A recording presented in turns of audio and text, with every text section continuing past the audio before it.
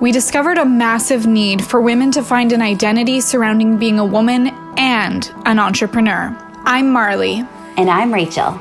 Women like us, women who are the primary earners in our families, are searching for identity, community, visibility, permission. A place to be heard and supported. We are leading with our vulnerability to allow others to feel safe. We are strong and feminine. We are bread-winning women.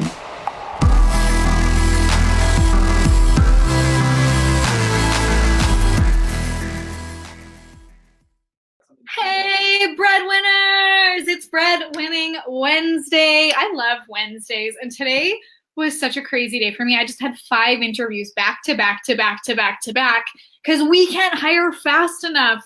Guys, last week we talked to you about how we're going to be documenting our process, documenting our progress to 3 million for both of our companies, and things are moving. Things are crazy. Like when you don't have enough time, you got to buy time. How do you buy time? By buying people's time, but not just anybody. You got to find the right people. And both Rachel and I have invested in mentorship with Alex Sharfin, and he has an incredible hiring process that I know I'm personally going through right now. And sometimes it's a little bit of like, well, there's this phrase I've heard, hire slow, fire fast. Luckily, I haven't had to fire too many people, but hire slow has definitely been happening. We're like taking our time to make sure we find the right people. And I had 5 interviews today, and I loved all of them, which is a good problem to have, except for one I'm going to tell you about was the things people say that make you go, what? I'll tell you about that in a minute. How are you, Rachel? How's your hiring process? Oh my gosh, I am so good. The crazy thing is we put 3 job opportunities out there, and we got 86 applications in like 3 days. It was so crazy. I was like, this is a lot to sort through. And so we used a combination of hiring processes. We used part of Alex Sharfin's process, and then we used part of our own process that we've developed ourselves, which is really interesting because on the front end, it's a lot more work when you do it the Alex Sharfin method. And then on the back end, it's faster what we're doing. And it's really funny because it's almost like the soulmate method. It's kind of hard to explain. I should probably trademark that. The soulmate method of hiring. Hiring method. Soulmate How method. many soulmates do you have on your team? How many what? How many soulmates do you have on your team? Let us help you find your soulmate. Yeah. So for us, we started the process with the heavy lifting of disc profiles and tough questions that people need to answer.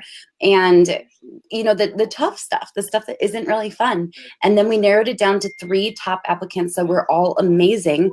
And we decided to start with our lead applicant, the one that we kind of had a gut feeling about. And so we actually gave her an assignment, and it was to create a certain type of video for us. And so I'm not going to give away what that process is, but she created this video for us. And literally at 1 a.m. in the morning, I messaged her and I was like, I promise I'm not a nightmare client, but can you hop on a call right now? And she's like, of course I can. So we hopped on a call and we hired her right then and there because we don't even want to waste the time with the other 2 people. We know right now, today is the day. This is the person. We got to go with it. Good for you. Well, I know that person, and I know that she's a night owl because I shared a room with her once, and she was on her laptop the entire night. I don't know if she slept. She is a determined, diehard, she's a great hire, so I'm really happy for you. Thank you. I'm so excited, but holy moly, the stuff that they don't tell you about the hiring process. Marley, you've had some interesting interviews lately, right? Yeah, and I've made my fair share of mistakes with hiring where I got really excited about the person and didn't do a test assignment and just didn't find out for sure if they were a good cultural fit, and it didn't work out. And that was my own fault because I just got too excited, and I have the personality of getting excited and impulsive, and I didn't go through the process. So now what we do is I'll post the job post, and right at the top and at the bottom, I put it in 2 places, say, you must submit a cover letter with your application or your application will not be considered. Well, it's so easy for me to go through applications because I just skim to see, is there a cover letter? No, you're gone. It doesn't get through. In the cover letter, that's where I get to see some of their personality and see if we jive. So then if they do, then I'll respond to them. And I do have a template, so it's easy copy paste, that I give them a very small test assignment to respond before an interview. And Alex Sharfin's process, he gives them the test assignment after the interview. But for me to do lots of interviews, that's a lot of time for me. So I ask for the test assignment first, interview. If the interview goes well, I'll give them a paid test assignment. And if that goes well, typically we hire them. So today I had 5 interviews back to back to back to back. And I'm just going to say this because she's clearly not going to watch this, because she got on the call, this my first interview of the day, as if she was so annoyed to be talking to me, as if this was such a waste of her time and like, let's get this over with. And I just felt like, I'm sorry, did I miss something? Like, are you doing me a favor by being on this call? I'm so sorry. And it was just so surprising to me. And so we're getting through the interview. I'm asking all the questions, and she asked me some questions that I was like, I mean, you don't have the job yet. I don't know. As like bonus structure and pay, like she was very money motivated, and I can respect that. And then when I asked salary requirements, Rachel, she asked me for $175,000. No. What? I'm like, okay. So now, why are we freaking out about this? Because we're going to give you guys some hints and tips for if you're hiring with startups. Yeah. Ain't nobody making $175,000 at a startup. Sometimes not even the founder, because we're in growth mode. $175,000. Yes, I would. Marley, can I apply for that job? Yeah, you're hired. Thank you. Like, I almost went. I had no words. I was like, I should just like close my computer right now. This is not how could you think that? Like, this isn't, I mean, it's not entry level, but you're not like the COO, FO, whatever. Like, I don't know anyone who makes that as a salary. You know what? Now that I think about it, besides like executives in big companies, that's not a standard salary. Honestly, the crazy thing is, like, I think that people buy into everything that's fed to them on social media, that when you become your own boss, that you can make whatever you want. And is that true? Yes. But that means you're in charge of all the responsibility.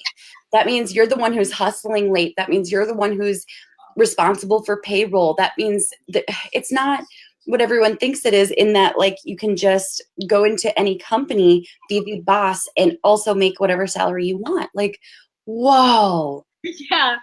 And just the fact that she came onto the call as if I was wasting her time, I was like, this is something else. That was very interesting. Wow. I'm absolutely shocked. Are you guys surprised by this? One of the tips that you shared, Marley, that I thought was really big was that you shared your process of the cover letter. Mm-hmm. And I think this is important for anyone who's applying to work with clients or applying for a job or a position in a dream company. And this is so silly, but it's small, but it's not. And it is this simple: read the directions. Yeah. And that was really surprising to me. Like, there were people who were applying for a job that requires a lot of attention to detail, who submitted the wrong information everywhere. And I was like, whoa, if we're going to hire you as an executive assistant that needs to have attention to detail, we need to know that that starts here and that starts today. That doesn't start when you get the job. Yeah, absolutely. So if my thing said, and it's a copywriting and social media position, if it says cover letter right at the top and you're applying to be a copywriter, I really need to see that. So that was a very quick way for me to be able to scoot out the people who weren't a good fit. It's crazy. One of the things I don't think most people realize about the pressure of hiring a team is like just that, like how much pressure there is. When you bring in a team, it can feel very vulnerable. Like you're trusting people with your baby. Essentially, it's almost like hiring for a nanny for something that makes you money. You know what I mean? It's a tough process. It is. And yeah, you're giving up so much. And when you first start your business, you do everything. And as you start to let go of things, it's scary to think, okay, well, I'm letting go of this ball. Are you going to catch it? Yes. And are you going to catch it with as much love and care and attention to detail as I would? It's tough. Sometimes it happens and sometimes it doesn't. As someone who has hired and, yes, unfortunately fired, like we've all been there, it doesn't feel good to fire. Like it's one of the worst feelings in the whole world. Although Marley's all like, no, I'm cool with firing. Like I like the process. It's good for both parties, which is actually true. Yeah, it sucks to have to do that, especially because it's really important to me to hire people that love what we do and they take fulfillment in it. And when I have to let them go from that, I'm sad. I'm thinking about them. But one of the best things that I learned was that you're doing them a disservice by keeping them in a position that's not fulfilling to them, and they can't go find their passion. And maybe it's not that it's not fulfilling to them, but it's like they're not succeeding at it, and they'd be so much better off in a position that they were passionate about and that they were excelling in. And Rachel, you kind of have like a really cool script for firing. You should share that. So I got this script from Alex Hermosi, so I have to give credit where credit's due, and I'm sure he got it from somewhere. And it was pretty simple. It was like, well, first name, as you know, we're doing something really big over here. And over the last 3 months, you've done X, which is bad thing number 1, Y, bad thing number 2, and Z, bad thing number 3. And so for that reason, can you understand why those are bad and why they hinder the growth of the company? And when they say yes, you say, so you'll understand when I say we have to let you go. Easy. But if they say no, then you say, well, it's for the reason that you don't understand why those things are really bad and hinder the growth of the company that I have to let you go. Yeah. One of the most easy ways to let people go. It's never easy, though. I personally think I get really emotional about the process of letting people go. I definitely overthink it. But at the same time, a lot of people spend more time on the process of firing or hanging on to the wrong employees than they do investing on the front end of hiring, which is something you and I have committed to learning, is how can we be the best at hiring? How can we hire rock stars, all stars, bring them on the team and set everyone up for success? But then being comfortable with letting people go quickly when it's the wrong fit. Yep. I know of too many businesses that keep people in their business, even though they're saying they are making mistakes, they're messing things up, I'm constantly correcting them. It takes me more time to fix their mistakes than for them to do it. But why aren't they letting them go? Well, because there's that sense of security or a comfort zone or not knowing what's going to happen because maybe that person has lots of information. And this happens in so many businesses. But every day that you choose to keep someone on your team, is that benefiting you or is it pulling you backwards? Like if you wouldn't choose to hire an employee over again, you should consider how much longer you want to keep them in your business. That's something that Alex Sharfin talks about. He says it a lot more eloquently than I do. But it's that for every day that you keep them in there, you're choosing to hire them over and over again. And you should take a real good look at that and see how that's serving you. Absolutely.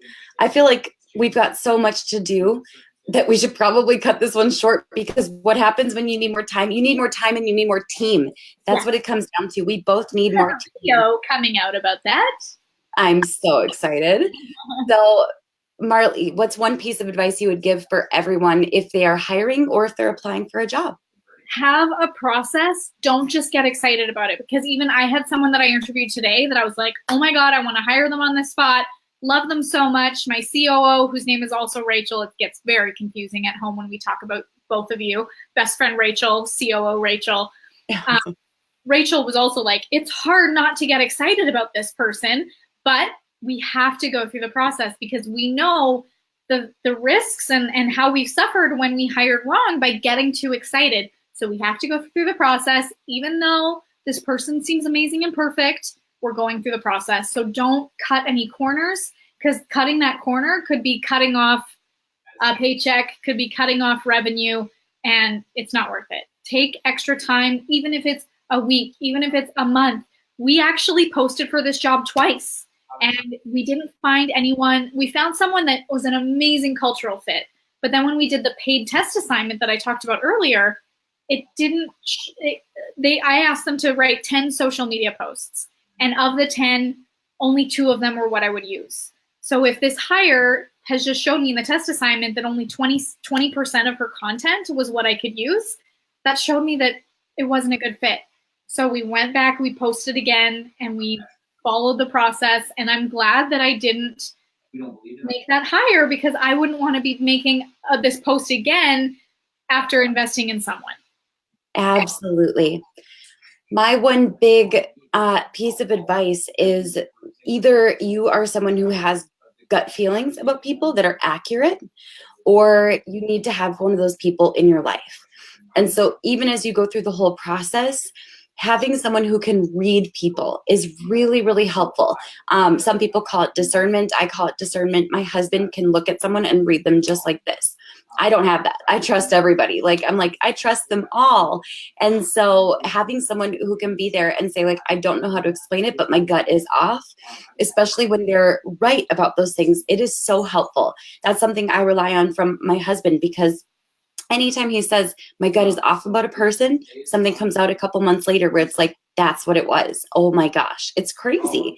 So I highly recommend having someone that you trust who doesn't trust everyone in your corner, as funny as that sounds. Yeah, Paul has been really good at that. And it's funny that Rachel and I will be like, no, that person's fine. Like, you just don't know. And then months later, something will happen and Paul will be like, hi, yeah, he's very kind and doesn't say I told you so, but he's like, he just looks at us and we're like, stop looking at us so hard. Stop. We know you're right. Okay. Yeah. So I'm excited for what the next week holds, because we're both in hire mode. We're both going to be getting some of our time back, not immediately though, but over the next couple of months. We are in a systems and processes heavy season, which means it's not sexy. It's not necessarily fun, but it is rewarding. It's like doing burpees. I hate burpees. And do they give you a great body? Yup. Mm-hmm. So you don't ever complain about your body after burpees, but the process, meh. That's what I'm in the middle of. And it's really fun, but it's definitely stretching. So yes. I'm excited for next week. Are you excited, Marley? I'm excited, and we'll give you an update. Maybe I will have hired by then. Rachel will probably have grown her team by then too. In just a week. It's crazy. What can happen in a week? So much. So much. So come back next Wednesday, Breadwinning Women Wednesday. Subscribe to the podcast, subscribe to the YouTube channel, and we will see you back here next week. Bye, guys.